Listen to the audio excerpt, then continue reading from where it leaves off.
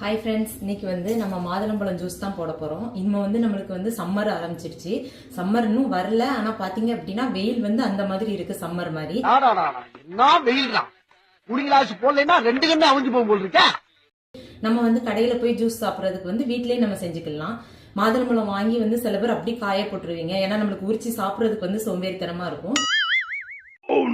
இனிமே நம்ம டக்குன்னு ஜூஸ் போடுறது எப்படிங்கறது உங்களுக்கு சொல்லி தரேன். குயிக்கா போட்டு நம்ம வீட்லயே சாப்பிடலாம். ஓகே ஃப்ரெண்ட், வாங்க பார்க்கலாம்.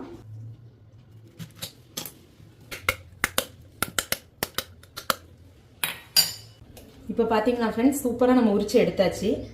நல்லா நம்மளுக்கு பழம் மட்டும் தனியா வந்துருச்சு. இப்போ இதுல பாலும் லைட்டா சுகரும் சேர்த்து நம்ம அரைச்சு எடுத்துக்க வேண்டியதான்.